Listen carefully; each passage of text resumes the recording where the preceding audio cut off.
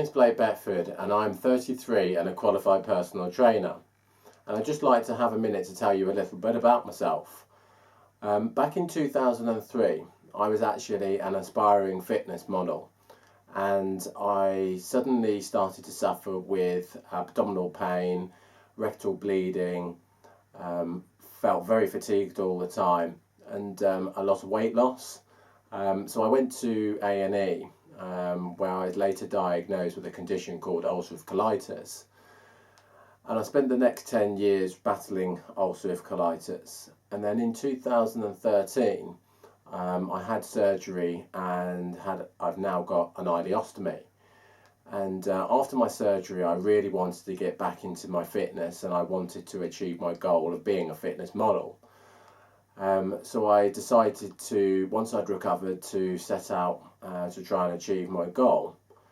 And since then, it's gone really well. And I've just been featured in Muscle and Fitness magazine and also in Men's Fitness magazine, telling people about my story and my training regime and how I've kind of achieved my goal that I set out to all those years ago, regardless of having an ileostomy. And then I was approached by Opus Healthcare to share with you guys what it is I did in regards to training when I first came out of my surgery. So after you've had your first 6 weeks and your stoma nurse or your surgeon has said that you're okay to maybe start doing some light exercise, it's at that point these exercises would be really good for you. So I'm going to talk through 5 different exercises. I'm also going to give you my top tips on the exercises as well. And I would just make sure that with any exercises that you are performing, that you take some precautions like using a hernia belt. So I hope you enjoy it, and I will be doing many more videos soon. This is the lunge using the suspension system, which is a great all-over body exercise. This is because of the suspension system being able to activate the upper body as well as the lower body. The muscle groups that you'll be using will be your quads and your glutes as primary muscles, and your secondary muscles will be your abdominals, back and arms as you pull through the suspension system. To perform this move, you will have to have your feet shoulder width apart and your hands on the handles. You have to place one foot behind you and lift it off the ground. The weight will then be distributed through the leg and the arms. You need to push off with the supporting leg and pull with the arms.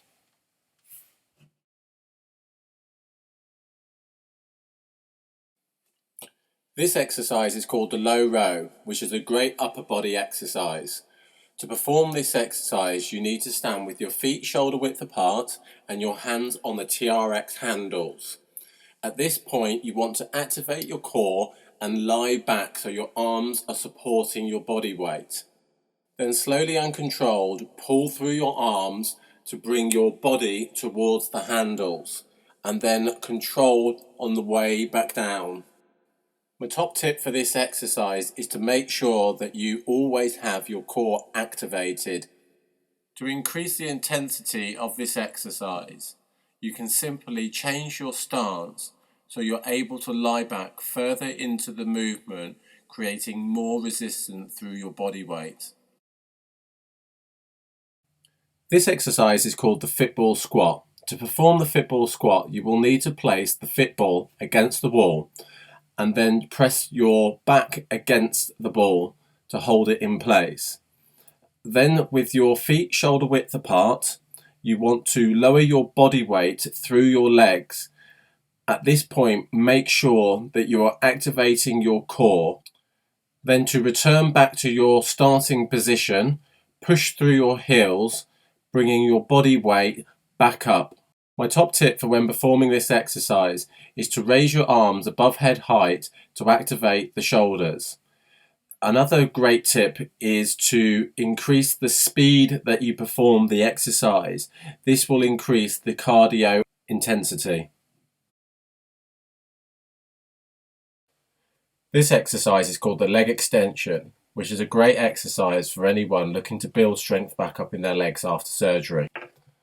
Because of the nature of this exercise, this is a really safe and simple way of actually building strength back up into your legs. To perform this exercise, you will need to sit in the machine with your knee at a 90-degree angle and your feet behind the roller pads.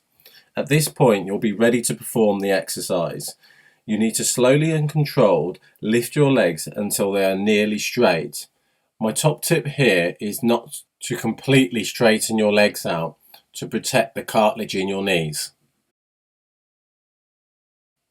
This exercise is a fit ball ab exercise, which is a great way of activating the core. To perform this exercise, you need to stand with your feet shoulder width apart, with the fit ball out in front of you.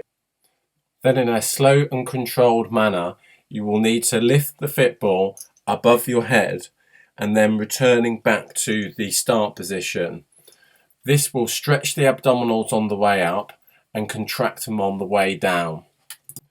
My top tip for this exercise is try lifting the ball to the left and to the right of you when you bring it above your head, because this will activate different angles of your core.